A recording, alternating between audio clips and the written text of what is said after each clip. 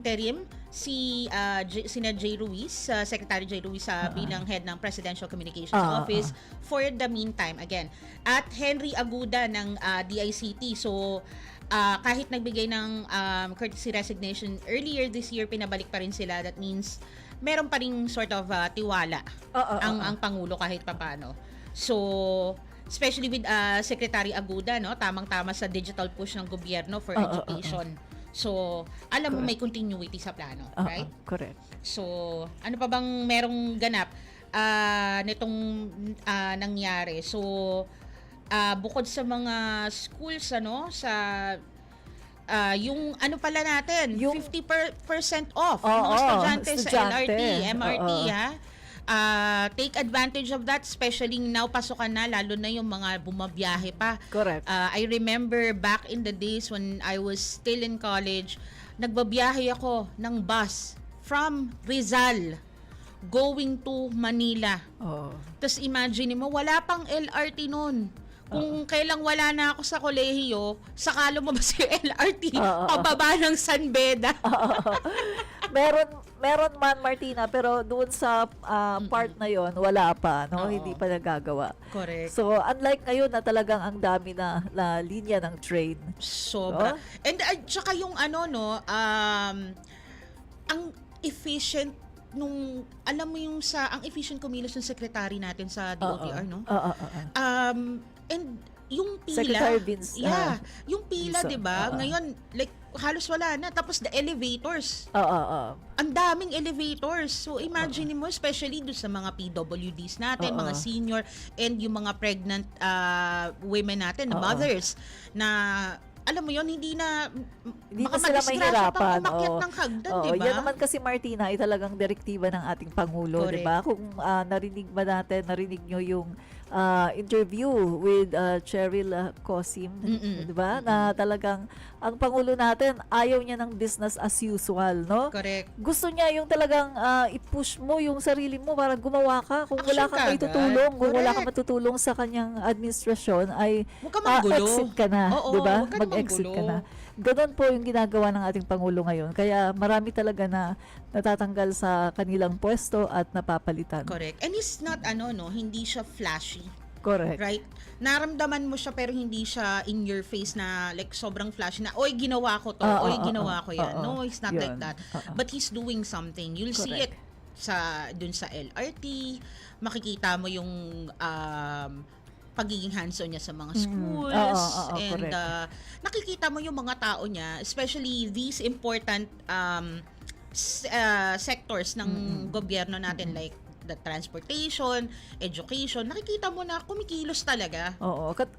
Isa pa, Martina, no, katulad na lang ng ginawa niya, no, sa yung pagbisita niya sa National Kidney Transplant Institute, di ba? Talagang, Martina, yung bata nga sumulat, di ba? Oh yeah, I read that. Talagang tuwang-tuwa. Marami mga netizen ang talagang natuwa. Kasi nga, kita mo yung mga dialysis, talagang free na talaga. Napakamahal ng dialysis. Ngayon lang ito nangyari sa panahon ni Pangulong Ferdinand Marcos Jr. Although sinasabi nung iba na nagpe-fake news sila, no, na nasan daw napunta yung pondo ng PhilHealth. Hindi nila naiintindihan ang totoong nangyayari, Martina. Sa totoo lang, no, ako palagi kong ine-explain yan sa aking mga live.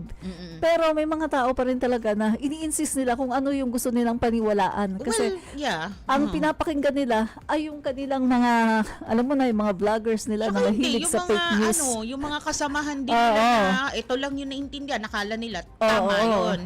And you know how people are, minsan pag alam mo yung in combination ng very bad combination, yung arrogance and ignorance, na yung whatever they're saying, it's so ignorant, and yet how they say it is very confident sila and very arrogant sila. So it seems like what they're saying is true. Paniniwalaan mo talaga, right? At saka isa pa, Martina, they don't care. Wala silang pakialam kung tama yung sinasabi nila.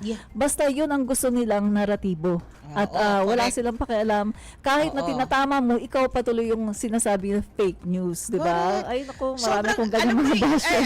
Ang dami nating, sa totoo lang, ang daming problema sa Pilipinas, and some of it are getting fixed now.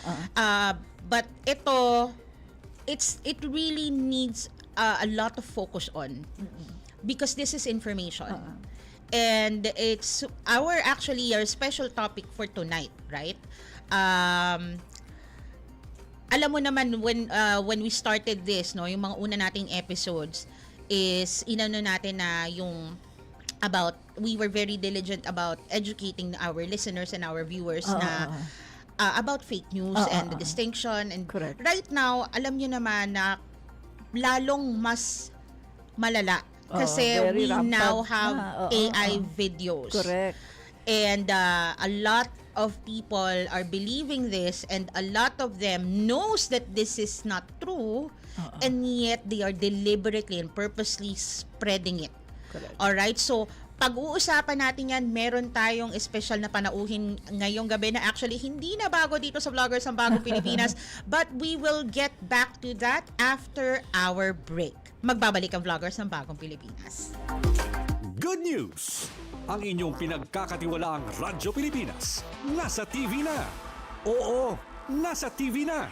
Ang Radyo Pilipinas 738 AM ay live nang mapapanood sa Channel 3 ng ABS-CBN TV Plus at Channels 45 to 49 ng GMA Affordabox. Kaya may access ka na sa balitang totoo anytime, anywhere. Sa radyo, sa social media at TV. Radyo Pilipinas 738 AM. Radyo Publiko Serbisyo Bayang Mahal News Nationwide. Balitang pambansa. Sa ulo ng ating Pinakamalawak na pagbabalita. ang radyo ng Pilipinas. Radyo Pilipinas. Balitang mahalaga sa bawat mamamayan. Ang radyo ng publiko. Radyo Publiko. Nag-uugnay ng pamahalaan sa sambayanan. Ay inyo ring mapapakinggan sa 104.3 FM band. Magkaisa, magtulungan para sa pag-unlad ng ating bansa. Radyo Pilipinas. Radyo Publiko sa 104.3 The Capital. Ang ating mga programa at serbisyo para sa mamamayang Pilipino. Ibabahagi natin mula alas 6 ng umaga hanggang alas 12:30 ng tanghali. Monday to Friday sa 104.3 FM band. Radyo Pilipinas. Radyo Publiko and The Capital. Ang boses ng Pangulo. Sabay na maghahatid ng serbisyo sa mamamayang Pilipino in the new era of collaboration. Basta mula sa iba't ibang bahagi ng bansa. Radyo Pilipinas, Radyo Publiko sa 104.3 The Capital. This is a public service announcement. Discipline is the key. Umiwas sa aksidente sa daan. Ang pagmamaneho ay may kaakibat na responsibilidad. Hindi basta mapaandar lang ang sasakyan. Kilatisin ang sarili, ang kahandaan sa manibela. Siguruhing inyong konsentrasyon ay hindi magagambala. Importante rin na ating laging isipin, init ng ulo ay huwag pairalin. Bagkus, kaligtasan ng lahat ang siyang dapat unahin. Isang mahalagang paalala mula sa Presidential Broadcast Service at Radyo Pilipinas, Radyo Publiko, 738. This is a public service announcement Public service announcement. from PBS, Presidential Broadcast Service at Radyo Pilipinas, Radyo Publiko, 738. Vloggers ng Bagong Pilipinas. Vloggers ng Bagong Pilipinas. Alright, welcome back dito sa Vloggers ng Bagong Pilipinas. So ngayong gabi meron tayong special na panauhin at napapanahon sa mga recent na ganap sa ating sinusubaybayang Philippine political teleserye. So I know that sounds a bit funny, no? But what's happening is no laughing matter. So panoorin muna natin tong isang clip during the press briefing sa Malacanang Press Corps last Monday, June 16, I believe, with attorney Claire Castro. Let's watch this short clip. Ang pag-share ng mga katulad na ganyan, muli, disinformation, fake news, hindi po sana nanggagaling sa mga opisyal ng pamahalaan. Nakakaduda, mas nakakawala ng tiwala kung mismo sa matataas na opisyal nanggagaling ang mga disinformation at fake news. At mabuti po at ito ay na-correct at napansin po ng ating mga kababayan. Ang sabi nga po natin, kahit po ang PCO, ang pamahalaan ay gumagawa ng paraan para mapahinto ang fake news, pero mas kakayanin po natin ito kapag po tayo tulong-tulong. Sino magsasabing legit at hindi legit na issue? Kung ito ay galing sa isang fake news or AI generated, so hindi tayo pwede magsabi na ito ay lehitimo o ilehitimo ang issue. Hindi naman kinakailangan mag-apologize kung ginamit lang naman na kanila ang kanilang mga talino para alamin kung ang kanilang isi-share ay mali, disinformation, or just AI generated videos. hindi ka na kailangan mag-apologize. Kung una pa lang, tama na ang inyong ginawa. But ngayon, na naipakalat na, paano na po yung ibang naniwala sa kanila? Considering na binoto sila ng taong bayan. So ngayon, na ginawa po nila, at wala tayong magagawa doon, dapat lamang po nilang i-acknowledge na ang ipinasa nila na video ay hindi totoo at hindi tunay. Opo, responsibilidad nila to. Dahil ang bawat salita na binibitawan nila sa taong bayan, leader sila, yaan ay totoo sa pandinig at pananaw ng bawat isa. So dapat maging responsable sa anumang sinishare nila na impormasyon sa ating mga kababayan. Yan, Martina, no?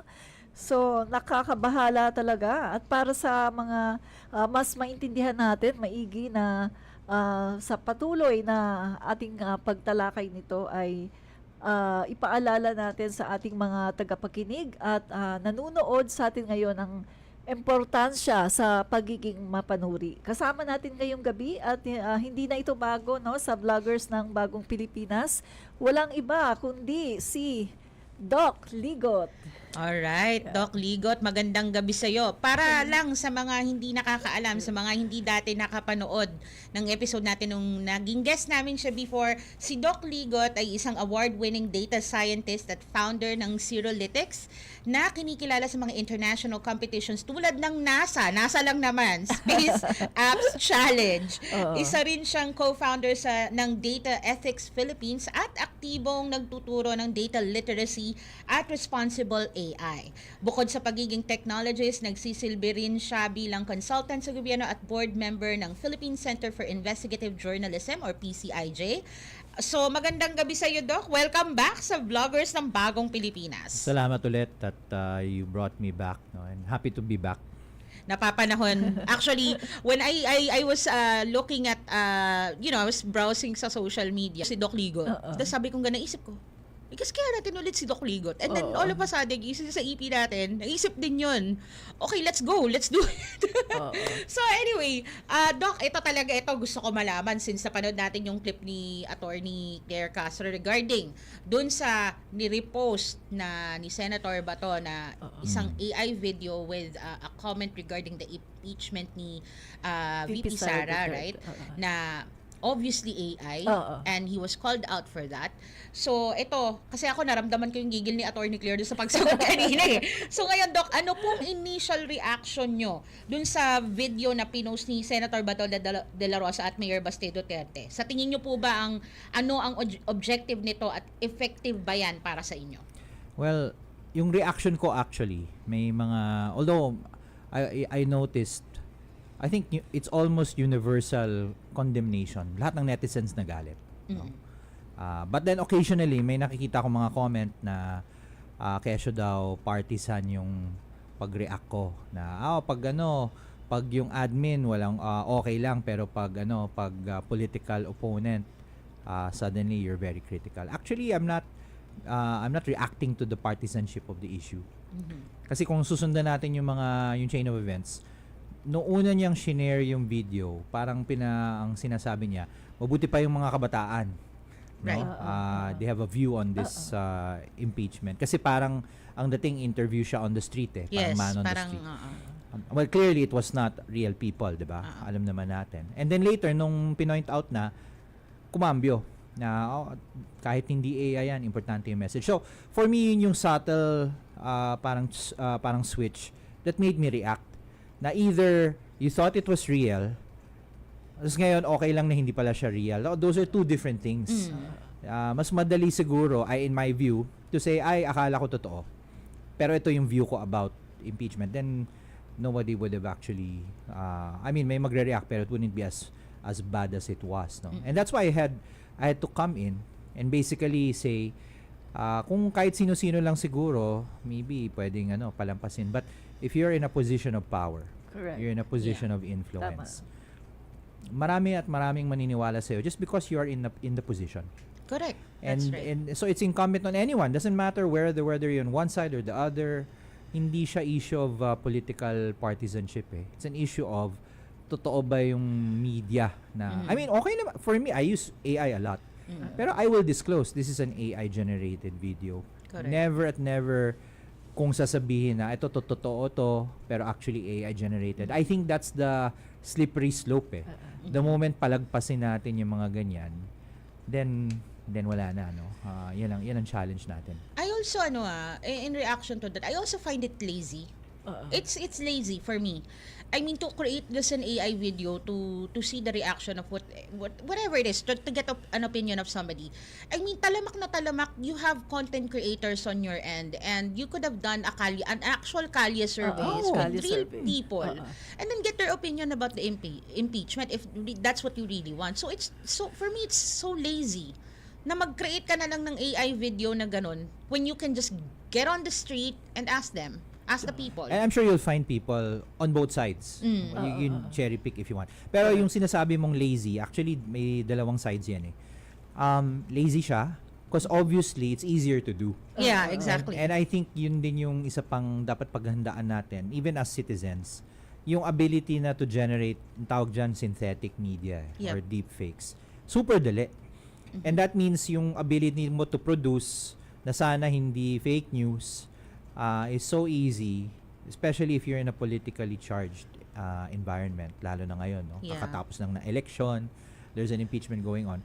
I think we have to warn everyone na dapat mag-ingat tayo. Na yung nakikita mo na anywhere on TV or in social media, you have to be skeptical agad. Hindi katulad dati, basta may video, totoo yan. Nahuli ng CCTV camera yan. Totoo. Ngayon, you could probably fake a CCTV footage. That's the bigger implication. You can now fake images, CCTV footage. Paano kung kailangan mo yung footage na yon, let's say in court, to prove or debunk a crime? Hindi mo na magagamit ang video kasi someone can always say, nako, na AI mo yan. Ano? Inadmissible na. Paano yung, ang problema dyan, and I have to warn everyone about this, yung mga AI detectors, hindi siya reliable. Diba? Naalala nyo yung controversy dun sa Pulveron video? Yeah. Ang haba ng debate na yun. No? Eventually, it was debunked. Pero it was he said, she said up until the very end. Yeah. So ngayon, buti na lang yung mismong video na na-share. Obviously naman, talagang... It was very poor quality. Oo. Tsaka pag tititigan mo yung mga detalye, yung mga tricycle, hindi naman talaga from the Philippines. I think it was parang generated footage of Bangkok. Parang ganyan. Medyo Thailand ang dating. Nagkataon lang na yung features nung alleged interviewee na fake, mukha namang Pinoy kasi halos pareho naman ang features natin. Mukha eh. Southeast Asian tayo. Pero that's the thing eh. Tayo, we would know. O yung mga mahilig pumuntang Thailand would know. Pero ang karamihan ba ng mga nanonood would know? Especially yung the masses, yung mga masa talaga na yung access lang phone, internet. Kaya hindi naman, kumbaga hindi sila super well educated with regard to technology. Or So yung kung ano makita hindi sanay nila. na i-doubt mo yung nakikita mo Yeah, online. yeah. Kasi tayo, talagang pag nakita mo sa yan. mobile, Oo, kagad, diba? dire-diretso. Yung iba, parang, tinan mo, may interview tuloy. So you see how it compounds. Tapos later, kung na-point out na nga, yung pagcambio is the dangerous part eh. Yeah. Kasi, you believe whatever you wanna believe, insist what you wanna insist on, it's your politics, right? Correct. Pero parang binaliktad mo yung sinabi mo na dati, allegedly, dapat nakikinig tayo sa mga bata. Ngayon, AI pala siya. O it doesn't matter, basta ito yung message. Yun yung delikado. Pag lumagpas yun, then wala na. Parang we're going to tolerate any synthetic media na.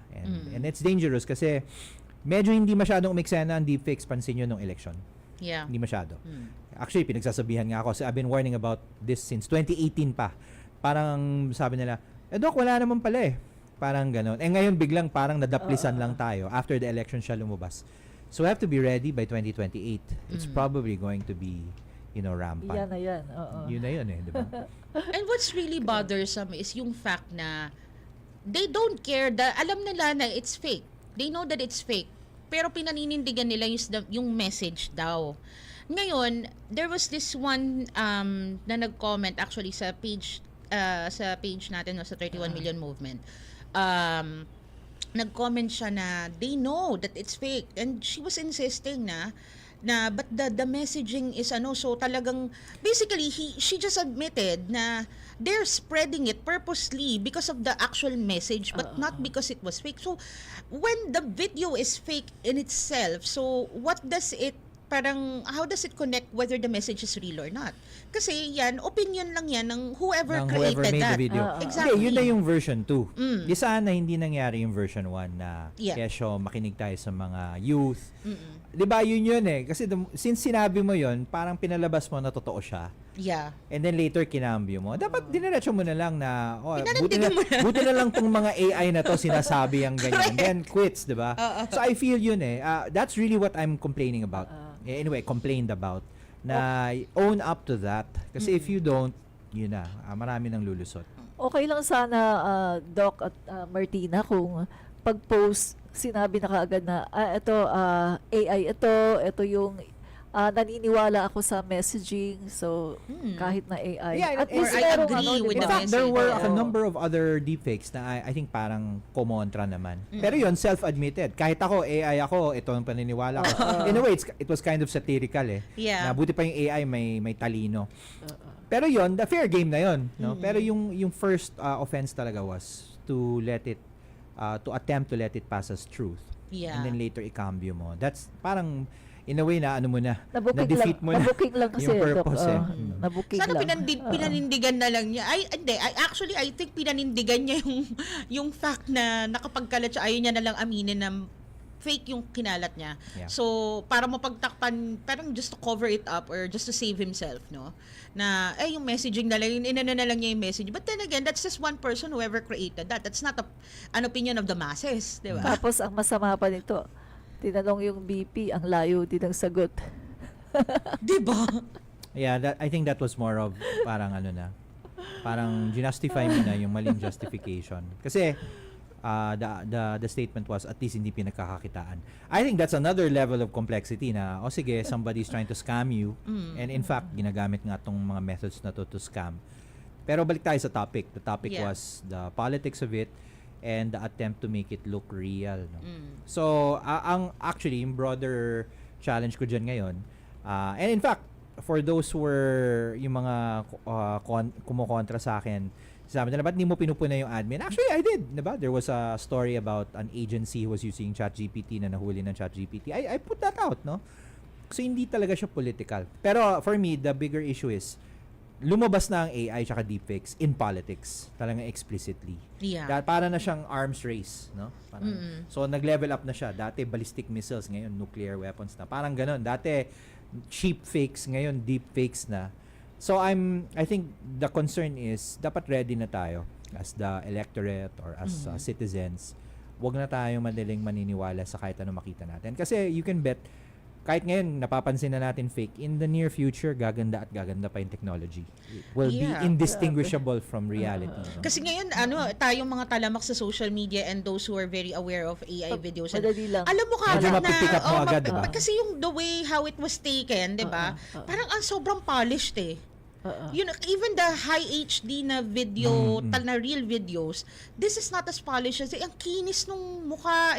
Kasi I've been watching this content creator and I find it funny kasi he was doing like this AI videos of OFWs in Egypt creating the pyramid. Oo, lupit nga. I Lupit. find it super funny. Pero yun, satire yun. Oo, satire Okay talaga naman yun. yun, Sobrang, yun talaga na-appreciate ko yung AI doon. Kasi, you thought of that, and I find it, I mean, if you're gonna use it for something like that, I would really appreciate. Pero yung ganito, and then, ikakalat pa ng one of the highest person in government, ipapakalat mo ng ganyan, and then, instead na umamin ka na lang na mali yung ginawa mo, pero hindi Yeah. So for me, remove the political color Yeah.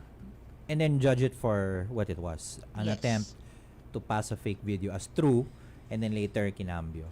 Again, we cannot naman dictate how you want your politics if you want That's to support one or the other. Pero yun na nga, I'm focusing on the issue of the fake media. Wag nating sabihing totoo yan. No? Actually, I'll share the clue that I saw immediately knowing it was fake. Yung audio, parang isang tao lang. Diba? Yung ini-interview. Pero yung video, parang papalit-palit ng scene. And I think that's going to be at least the easiest tell. Kasi normally, generate mo yung video and audio separately. Yeah. Pero, on the other hand, yung isang medyo napaka-impressive is, kuwang-kuha na niya yung punto ng Pinoy. The accent was Pinoy. Yeah, actually. Dire-diretso siya. So, back in the day, mahuhuli mo na parang medyo fake yung accent. Pagka-slang. Oo. Ngayon hindi na. So can you imagine, it's only been a number of months since yung mga imagine voice mo. AI has Mas lalo come out. na, no? Ang bilis Kagaya ng ka. development. Gaganda pa eh. yan lalo. So ang kalaban mo na lang dito, yung brain mo. Yung talagang you have to question what you see. Yeah, discernment talaga, no? And lalo na actually it affects extremes eh. Yung mga nakakatanda, Yeah. syempre hindi sanay dyan. Dapat i-advise natin. At saka yung mga super bata naman, na wala nang alam kundi social media, sila rin mauuto. No? It's those of us who kind of lived in two worlds, yung mga before social and after, during social. Medyo kita natin yung change. And then eventually, it'll all be mga Gen Alpha tsaka Gen Beta na wala nang alam kundi AI. Eh, sila dapat yung iingatan natin na hindi madadala dyan. I see. Grabe, no? Grabe. Yan. Anong reaction mo dun sa Dun sa... Sa tingin ko kasi, yun ang naratibo kasi na gusto nilang i-spread, no? Na kahit Gen Z, mga kabataan, ay ayaw ng impeachment. At parang gusto nilang impluwensyahan yung isipan ng mamamayang Filipino na ito nga, mga Gen Z, o mabuti pa sila, o alam nila yung nangyayari, ayaw. So, nandun talaga yung makikita mo political, yung purpose niya, pinaka-reason, no? Purpose. Politika talaga, no? Para ma-influensyahan yung mamamayang Filipino. Kaya doon siya nagiging nagiging mali. Kasi andun yung motibo. Mali ang motibo na ongoing ngayon yung impeachment, 'di ba? Na panawagan ng mga Pilipino na ituloy na yung impeachment na hanggang ngayon ay wala pa ring trial. Oo. Actually, that's a double-edged blade din eh. Kasi I think it made it worse na senator judge yung gumawa. Correct. Exactly. Parang, I mean, forget about the color, forget about the partisanship. If you're a judge, you should not be making statements like that. Correct. Exactly. Oo. Kasi Delikadesa na lang. nagiging obvious yung partiality mo eh. Dun sa so i-judge ka nga, 'di ba? Alam mo, if I may suggest to him, to Senator Bato, I would suggest, sir, punta ka na lang mismo sa kalye, ikaw mismo mag-interview ng mga kabataan, 'di ba? Para hindi ka naboboljak ng ganyan ng mga netizens. Kasi sobrang obvious eh. Tapos paninindigan mo pa na mali ka, 'di ba? So maglakad-lakad ka sa kalye, marami naman tao, I'm sure, marami makakilala sa'yo, di magtanong ka ng opinion nila if that's the case. Kung yan talaga yung gusto mong mangyari. Correct. Di ba, no? So, anyway, sa mga ganito, Doc, no? Like, especially since medyo nagsisimula na siya maging talamak. Sa tingin nyo, ano pang magiging gamit nitong ganitong klaseng AI sa future ng Pilipinas? Not just in politics, but let's say in a general sense sa buong bansa. Not just the politics, but the government itself. Well, I think, and this is something I'll be talking to some people about this coming week. We have to prepare na yung lahat ng content creation AI-driven na. No? Ngayon, video is there. Shortly before that, there was audio, there was images. And marami ring implications yan for those of us who are in the creative fields, diba? In fact, rinereklamo na ng mga artists yan na dati sila ang hinahire, ngayon hindi na. Now, I think naman it's not 100% negative. Just like once upon a time, photography was seen as a threat to painting. And then ngayon, ginagamit na ang pictures as part of the painting process, no? Lalo na kung papagawa ka ng portrait. So, there will be this transition na if you're a creator, dati hindi ka gumagamit ng AI, gagamit ka na rin ng AI. That's one. Marketing, advertising, halos lahat magiging AI na yan. Kasi it's just simply too easy to do. Mas mabilis. So kung gagawa ka mano-mano, you can obviously still do it. Pero you will always be behind the curve in terms of productivity. On the other hand, I think tataas ang value ng mga, let's say, artwork that is purely human-made. Kasi it's very rare na. That's true. Just like authentic paintings, mahal na ngayon. Even now, even sa bags and even shoes, if it's handmade, ito talaga parang craftsmen basta even it's pag handmade talaga, it's really much pricey, no? Talagang, so, which is maganda. Which is, I think it adds value, no? Tun sa mga talagang hard-earned labor. Napapaisip tuloy ako, Martina, at saka Doc, no? Na umpisahan ko na yung mga painting ko. If you're into painting, you should pursue it, no? Yeah. On the other hand, Pisado yung mga din. commercial artists ang medyo kailangan may mag-decide eh. Kasi they're the ones who sell their artwork actively. Yeah. I mean, little things like if you're a logo maker, Yeah, yung mga graphic artists. you know, you can instantly generate logos. I mean, I'm not saying the AI-generated logos are better or worse, pero may kalabang ka na. Now, on the other hand, marami na rin akong nakikilala are making the shift. They used to be purely no AI. Ngayon, they're incorporating AI into their process. So, hindi naman siya 100% wala. So, anyway, art is one. Education is another. I think malaking bagay din ngayon na AI is invading the classroom. Obviously, issue yan sa mga teachers kasi mga students can write their essays using ChatGPT. Correct. Pero hindi mo naman mababan eh. So I feel ngayon, kailangan mag-adjust na rin yung mga eskwelahan natin, no? In the meantime, may issue